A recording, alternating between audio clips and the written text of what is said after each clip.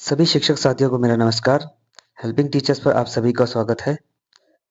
तो आज हम बात करेंगे कि यूडाइस पोर्टल पर नए छात्रों को कैसे ऐड करना है। तो उसके लिए हम सबसे पहले गूगल पर जाएंगे और गूगल पे यहाँ पे सर्च करेंगे यूडाइस प्लस।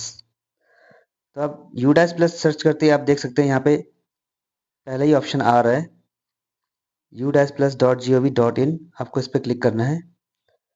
क्लिक करते ही कुछ इस तरह का इंटरफेस खुलेगा। तो आप यहाँ देख सकते हैं log in for all modules आ रहा है, आपको इस पर क्लिक करना है।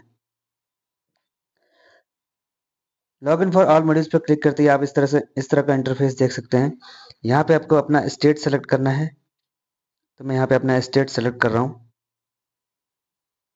स्टेट सेलेक्ट करने के बाद आपको यहाँ पे गो का ऑप्शन दिखाई दे रहा है, तो आपको यहाँ पे गो पे क्लिक करना है। गो पे क्लिक करने के बाद आप देख सकते हैं आपको यहाँ बहुत सारे लॉगिन ऑप्शन मिलेंगे। आपको स्टूडेंट मॉड्यूल पर लॉगिन करना है। तो मैं स्टूडेंट मॉड्यूल पर लॉगिन कर रहा हूँ। लॉगिन पे क्लिक करते ही आपको इस तरह का लॉगिन इंटरफेस खुलेगा। तो आपको यहाँ पे अपना यूज़र आईडी डालेंगे जो कि आपका यूडाइस स्कूल का यूडाइस कोड होगा, और यहाँ पे आपको पासवर्ड डालना है और इसके बाद यहाँ पे आपको कैप्चा एंटर करना है। उसके बाद आपको लॉगिन कर लेना है। लॉगिन करने के पश्चात आपको कुछ इस तरह का इंटरफेस दिखाई देगा। आपको करंट एकेडमिक ईयर 2025-26 को सिलेक्ट करना है। तो मैं इस पर सिलेक्ट कर देता हूँ। आपको ये विंडो क्लोज कर देना है जो पॉपअप विंडो खुल रहा है। यहाँ पे आपको स्कूल का डिटेल है, आपको इसको चेक कर लेना है। अगर उसमें आपको कोई कमी लगती है तो आप स्कूल डैशबोर्ड पे इसको चेंज कर सकते हैं। अब यहाँ पे आपको व्यू सेक्शन वाइज करना है। यहाँ पे जो ऑप्शन दिख रहा है आपको व्यू सेक्शन वाइज, आपको यहाँ पे क्लिक करना है। क्लिक करते ही कुछ इस तरह का इंटरफेस आपको शो होगा। आप यहाँ देख सकते हैं क्लास वाइज, क्लास 1 से लेकर क्लास 5 तक सेक्शन और बच्चों की संख्या दिखाई जा रही है। यहाँ पे बॉयज़, गर्ल्स और टोटल और कितने स्टूडेंट्स कंप्लीट हुए हैं। जैसे इस स्कूल का आप देख सकते हैं कि सबका जीपी ईपी एफपी कंप्लीट हो चुका है, इसलिए यहाँ पे 000 शो हो रहा है यहाँ पे। और कक्षा 1 में अभी एक भी बच्चे का एडमिशन नहीं हुआ है, तो हम यहाँ पे कक्षा 1 में बच्चों को ऐड करेंगे। तो कक्षा 1 में बच्चों को ऐड करने के लिए आप यहाँ पे देख सकते हैं कक्षा 1 के सामने आपको ऐड स्टूडेंट्स का ऑप्शन दिखाई दे रहा है। तो आप यहाँ पे ऐड स्टूडेंट पे क्लिक करेंगे। यहाँ पे ध्यान देने वाली बात यह है कि आप सिर्फ कक्षा 1 में ही बच्चों को ऐड कर सकते हैं। कक्षा 1 में ही बच्चों को ऐड कर सकते हैं। कक्षा 2, 3, 4 और 5 को अगर कोई नया बच्चा आपके स्कूल में आया है तो आपको उसको ऐड करना है। तो इसके लिए आपको बच्चों के डिटेल के साथ आपको ब्लॉक कोऑर्डिनेटर से संपर्क करना पड़ेगा, जो भी आपके ब्लॉक में जिसको ये जिम्मेदारी दी गई है। तो आप ब्लॉक कोऑर्डिनेटर से संपर्क करके उन बच्चों को उनके द्वारा यहाँ पे ऐड करवा सकते हैं। आप सिर्फ कक्षा 1 में ही बच्चों को ऐड कर सकते हैं। तो ऐड करने के लिए हम यहाँ पे जो ऐड स्टूडेंट का ऑप्शन आ रहा है इस पर क्लिक करेंगे। क्लिक करते कुछ इस तरह का इंटरफेस आएगा। यहाँ पे आप देख सकते हैं क्लास 1 सेक्शन ए अपने आप ही ऑटोमेटिकली जनरेट हो रहा है। अब यहाँ पे सबसे पहले आपको क्या करना है, यहाँ पे आप देख सकते हैं जो पहला ऑप्शन है चेक आधार नंबर अवेलेबिलिटी। तो यहाँ पे हम इस चेक बॉक्स पे टिक करेंगे और यहाँ पे आधार नंबर डालेंगे। ये ऑप्शन इसलिए दिया गया है, मान लो यदि किसी बच्चे ने किसी अन्य स्कूल में पूर्व में एडमिशन लिया है और वह पुनः आपके स्कूल में फिर से एडमिशन के लिए कक्षा 1 में आ रहा है, तो अगर उसने कहीं एडमिशन लिया है तो आधार नंबर से आप पता कर सकते हैं कि वह किसी अन्य विद्यालय में इनरोल्ड तो नहीं है। अगर इनरोल्ड है तो आपको उसको इंपोर्ट करना पड़ेगा उस विद्यालय से। अगर वह अन्य विद्यालय में रजिस्टर्ड नहीं है तो आपको सिंपली यहाँ पे एज ए न्यू स्टूडेंट उसको यहाँ पे ऐड करना है। तो मैं यहाँ पे आधार नंबर डाल के चेक कर रहा हूँ कि ये बच्चा कहीं इनरोल्ड तो नहीं है।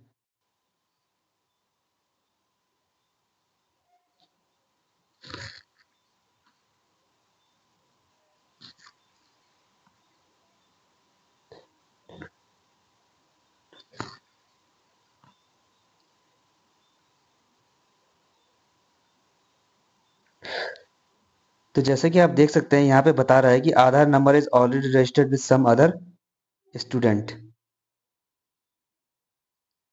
तो आपको ये चेक करना पड़ेगा। तो इस तरह की समस्या आने का मतलब है कि आपको बच्चे को उस स्कूल से इंपोर्ट करना है जहाँ वो पहले पढ़ता था। तो इंपोर्ट करने के लिए आपको पैन नंबर की आवश्यकता पड़ेगी, परमानेंट एजुकेशन नंबर की। तो उसके लिए आप पेरेंट्स से संपर्क कर सकते हैं। अगर उन्होंने पैन नंबर नहीं लाया है तो उसको आपको कैसे ढूँढना है वो भी मैं आपको अभी बताऊँगा। तो पहले ओके करके इसको यहाँ से हटा लेते हैं। अब हम यहाँ पे जो ऑप्शन है आपको जो ऊपर कॉर्नर में दिखाई दे रहा है जो क्रॉस का ऑप्शन है, आपको यहाँ पे क्लिक करना है। क्लिक करने के बाद आपको मेन्यू खुल जाएगा। तो मेन्यू खुल गया है हमें, तो आप देख सकते हैं यहाँ पे नीचे जो है इंपोर्ट मॉड्यूल है, तो आपको इंपोर्ट मॉड्यूल पे क्लिक करना है। इंपोर्ट मॉड्यूल पे क्लिक करते ही कुछ इस तरह का इंटरफेस आपके लिए आएगा। तो आप देख सकते हैं यहाँ पे 3 तरह के ऑप्शंस हैं। एक है इंपोर्ट विद इन स्टेट, दूसरा है पहला पहला वाला जो है इंपोर्ट विद इन स्टेट है, यानी कि अगर एक बच्चा उसी राज्य का है तो आप यहाँ पे इस वाले ऑप्शन पर सेलेक्ट कर सकते हैं। अगर बच्चा दूसरे राज्य से है तो आपको इंपोर्ट आउटसाइड स्टेट कर सकते हैं। ये दो ऑप्शन तभी काम करेंगे जब आपके पास बच्चे का पैन नंबर होगा। तो जैसे मैं इस पे क्लिक कर लेता हूँ किसी भी एक ऑप्शन को, तो आप यहाँ पे देख सकते हैं, यहाँ पे आप स्टूडेंट का पैन नंबर यानी परमानेंट एजुकेशन नंबर और उसके डेट ऑफ बर्थ डाल के स्टूडेंट को ऐड कर सकते हैं। जैसे ही आप यहाँ पे स्टूडेंट का पैन नंबर और डेट ऑफ बर्थ डालेंगे और यहाँ पे गो के ऑप्शन पे क्लिक करेंगे, तो आपके सामने स्टूडेंट का डिटेल खुलेगा और उसके सामने ही आपको इंपोर्ट का भी ऑप्शन मिलेगा। तो आपको डायरेक्ट वहाँ से इंपोर्ट करके उसको अपने विद्यालय में इंपोर्ट कर लेना है। अगर आपके पास पैन नंबर नहीं है तो आपको स्टूडेंट के पैन नंबर को सर्च करना पड़ेगा। उसके लिए आपको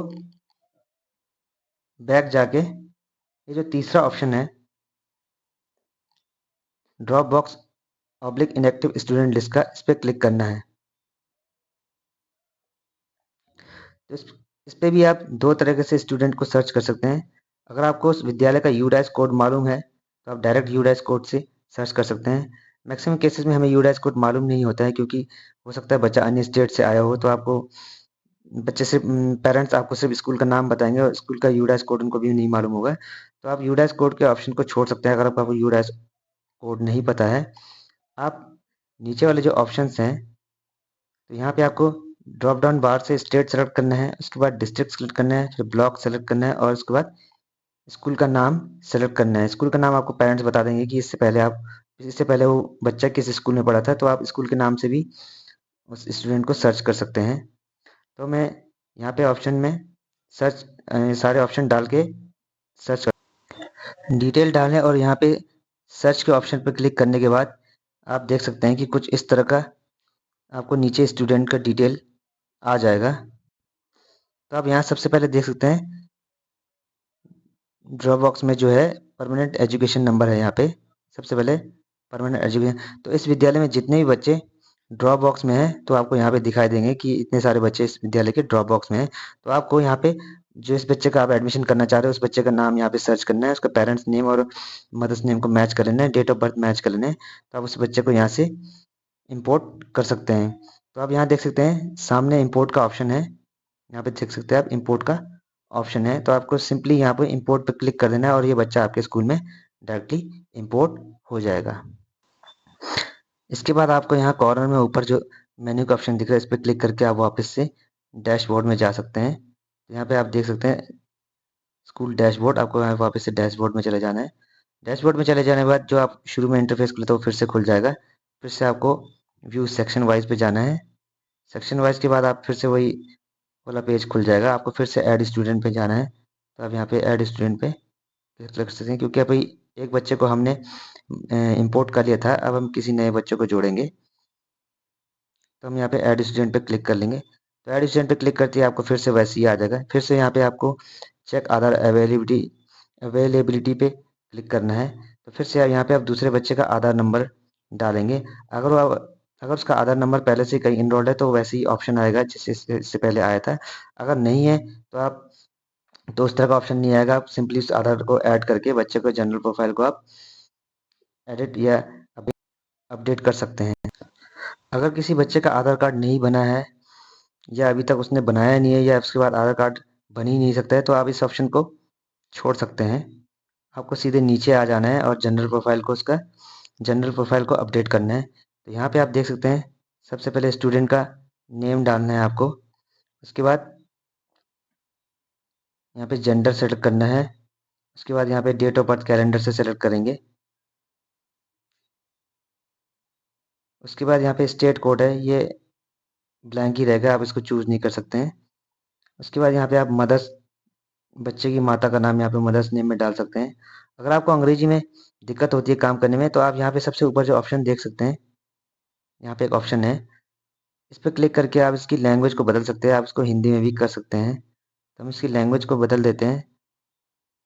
यहाँ पे मैं हिंदी कर दे रहा हूँ इसको। तो आप देख सकते हैं अब यहाँ पे जो जो आपको डिस्प्ले दिख रहा है वो अब हिंदी में दिख रहा है। तो कई शिक्षकों को अंग्रेजी में काम करने की दिक्कत होती है, तो आप यहाँ पे हिंदी में भी काम कर सकते हैं। तो अब आप देख सकते हैं कि सामान्य प्रोफाइल अब हिंदी में खुल चुका है। तो आप यहाँ पे सबसे पहले छात्र का नाम या छात्रा का नाम यहाँ पे डाल सकते हैं। उसके बाद यहाँ पे इसका लिंग सेलेक्ट कर सकते हैं ड्रॉप डाउन बार से, मेल है, फीमेल है या ट्रांसजेंडर है। उसके बाद आप यहाँ पे इसकी जन्म तिथि को सिलेक्ट करेंगे। जन्म तिथि आपको कैलेंडर पे सिलेक्ट करना है। ये आपको यहाँ पे कैलेंडर का ऑप्शन दिखाई दे रहा है, आपको इस पर क्लिक करना है। तो इसके बाद सबसे पहले आप यहाँ पे सिलेक्ट करेंगे उसका ईयर सेलेक्ट करेंगे, कौन सी ईयर में वह पैदा हुआ था। उसके बाद मंथ सेलेक्ट करेंगे। जैसे ही आप ईयर सेलेक्ट करेंगे, मान लो ये मैंने 2024 कर लिया या 2020 कर लिया है, उसके बाद यहाँ पे आपको मंथ का ऑप्शन आएगा, आप यहाँ पे मंथ सेलेक्ट कर लेंगे। उसके बाद आपको यहाँ पे डेट का ऑप्शन आएगा, अब यहाँ पे डेट सेलेक्ट कर लेंगे। तो इस तरह से आप देख सकते हैं कि हमने इसका डेट ऑफ बर्थ को सेलेक्ट कर लिया है। उसके बाद आपको यहाँ पे दिखाई दे रहा है छात्र राज्य कोड, इसको आपको कुछ नहीं करना है, ये ऑप्शन आपको आपके लिए खुलेगा भी नहीं। उसके बाद आपके बच्चे का माता का नाम यहाँ पे लिखना है, यहाँ पे बच्चे का पिता का नाम लिखना है, और यहाँ पे बच्चे का अभिभावक का नाम। अभिभावक का नाम आप तभी लिखें जब बच्चे के माता या पिता नहीं है, तो आप यहाँ पे अभिभावक का नाम ऐड कर सकते हैं। यहाँ पे नाम लिखते वक्त आपको एक बात का ध्यान रखना है कि आपको किसी भी रूप में स्पेस नहीं देना है। जैसे कि यहाँ पे मैंने नाम लिखा हुआ है, माता का नाम यहाँ, माता का नाम यहाँ पे लिख दिया मैंने, केसरी। तो आप देख सकते हैं कि मैंने यहाँ पे स्पेस, जैसे ही मैं स्पेस दूंगा तो ये रेड हो जाएगा, आप डायरेक्ट नीचे आ नहीं सकते हैं। आपको स्पेस नहीं देना है, आपको जैसे ही नाम लिख दिया आपको डायरेक्ट नीचे आ जाना है, तब ये ऑप्शन, ये प्रॉब्लम नहीं आएगी। अगर आप यहाँ पे स्पेस देंगे तो आपको फिर इस तरह का प्रॉब्लम आएगा, वो फिर वो सेव नहीं होगा। तो आपको जैसे ही नाम लिख दोगे, आप उसको स्पेस नहीं दोगे, डायरेक्ट स्पेस आप तब दोगे जब आपको पीछे सरनेम लिखना हो। मान लो यहाँ पे देवी लिखना है तो आप स्पेस दे सकते हैं, लेकिन आप देवी लिखने के बाद फिर से स्पेस नहीं देंगे, आप डायरेक्ट नीचे आ जाएंगे। अगर आप देवी लिखने के बाद फिर से स्पेस देंगे तो फिर से वो रेड हो जाएगा। कहने का मतलब है जब आपने लास्ट जो अल्फ़ाबेट आपने लिख दिया है तो उसके बाद आप कोई स्पेस नहीं देंगे, आप डायरेक्ट नीचे वाले ऑप्शंस पे आ जाएंगे। तो इस बात का भी ध्यान रखना है। कई शिक्षकों को ये प्रॉब्लम हो रही है, तो उनको इस बात को समझना है कि यहाँ पे स्पेस नहीं देना है। उसके बाद आपको यहाँ पे छात्र का आधार संख्या डालना है। अगर आधार संख्या नहीं है तो आप 12 बार 999 आप यहाँ पे लिख सकते हैं।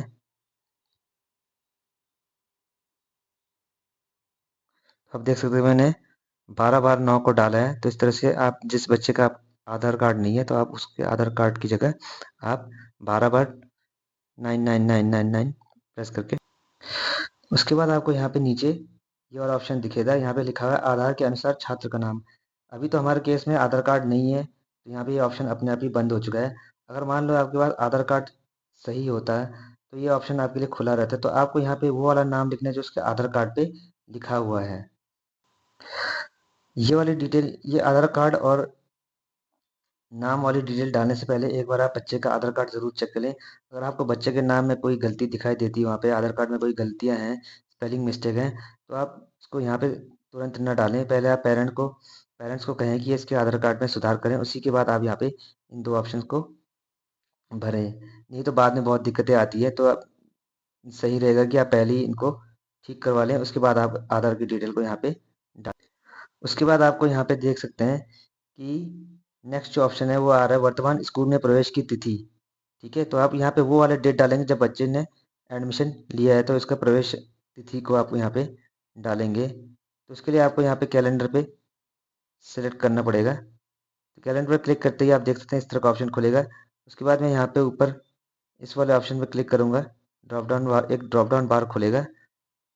खुलने के बाद आप यहाँ पे बच्चे को ईयर सेलेक्ट, क्योंकि अभी न्यू एडमिशन है तो आप 2025 में ही आया होगा तो 2025 सेलेक्ट करेंगे। कौन से मंथ में उसने एडमिशन लिया है, आप उस मंथ को यहाँ पे सेलेक्ट कर सकते हैं।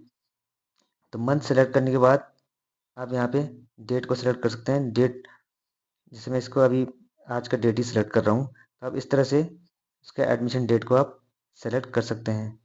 उसके बाद आप नीचे देख सकते हैं बच्चे का मोबाइल नंबर यहाँ पे डाल सकते हैं। मोबाइल नंबर आप बच्चों के पेरेंट्स का ही डालें, क्योंकि पहले क्या होता था कि ज़्यादातर टीचर अपना मोबाइल नंबर ही डाल देते थे, तो हो जाता था काम। लेकिन अब ऐसा नहीं है, आप एक मोबाइल नंबर से सिर्फ आप 5 ही बच्चों को रजिस्टर कर सकते हैं। तो आप बेहतर यही होगा कि आप पेरेंट्स का मोबाइल नंबर ही यहाँ पे डालें। और यहाँ पे उसके बाद ऑप्शन आ रहे हैं, यहाँ पे वैकल्पिक मोबाइल नंबर है। अगर आप पेरेंट्स के पास 2 फ़ोन नंबर है तो आप दोनों फ़ोन नंबर को यहाँ पे डाल सकते हैं। अगर नहीं है तो आप सिर्फ पहले वाला फ़ोन नंबर को डाल के दूसरे वाले को छोड़ सकते हैं। उसके बाद आप यहाँ पे आप नीचे देख सकते हैं जो अगला ऑप्शन है, क्या विशेष आवश्यकता वाले बच्चे हैं। तो अगर वो बच्चा विशेष आवश्यकता वाला है तो उसको आप हाँ कर सकते हैं, नहीं है तो आप नहीं कर सकते हैं। अगर हम हाँ करते हैं तो आपको, जब आप जनरल प्रोफाइल और फैसिलिटी प्रोफाइल भरेंगे बाद में, तो आपको वहाँ पे बच्चे का डिटेल भी डालना पड़ेगा पूरा, उसकी विकलांगता का डिटेल, उसके सर्टिफिकेट का डिटेल। अगर नहीं भरते हैं तो वो सारे ऑप्शन अपने आप ही बंद हो जाएंगे। तो मैं यहाँ पे नहीं सेलेक्ट कर रहा हूँ क्योंकि बच्चा विकलांग नहीं है, तो मैं इसको सेलेक्ट नहीं कर रहा हूँ। तो सारा डाटा भरने के बाद आप यहाँ पे नीचे देख सकते हैं ऑप्शन आ रहा है जमा करें, तो आप जमा कर पे क्लिक कर सकते हैं। तो जमा करे पे क्लिक करते ही आपको यहाँ पे इस तरह का पॉपअप दिखाई देगा। तो आपको यहाँ पढ़ लेना है, ये है कंसेंट फॉर डेमोग्राफिक ऑथेंटिकेशन, यानी कि आप इसको ऑथेंटिफाई कर रहे हैं, ये आपने बिल्कुल सही भरा है, तो आप इसको एग्री कर सकते हैं। तो मैं इस एग्री पे क्लिक कर रहा हूँ।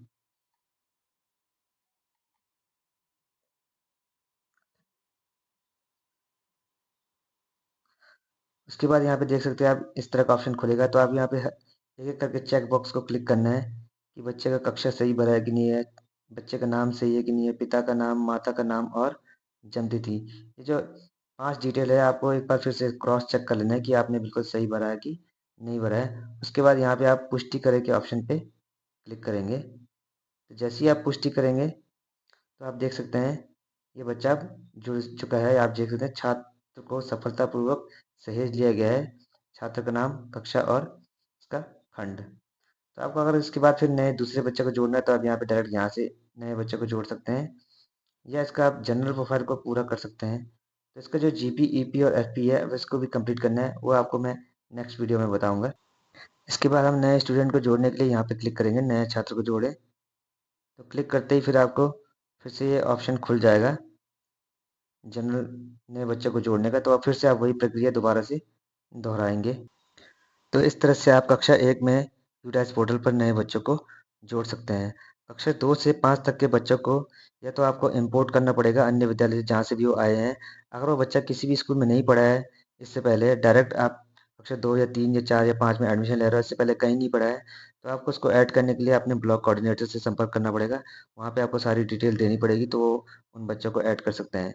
अगर वो बच्चा पहले कहीं और पढ़ा है तो अभी आपके स्कूल में आया है, तो उसके लिए आपको बच्चे को इंपोर्ट करना पड़ेगा अपने स्कूल में। वीडियो को अंत तक देखने के लिए धन्यवाद। यदि आपको ये वीडियो हेल्पफुल लगी हो तो आप इसे लाइक, शेयर एंड सब्सक्राइब कर सकते हैं।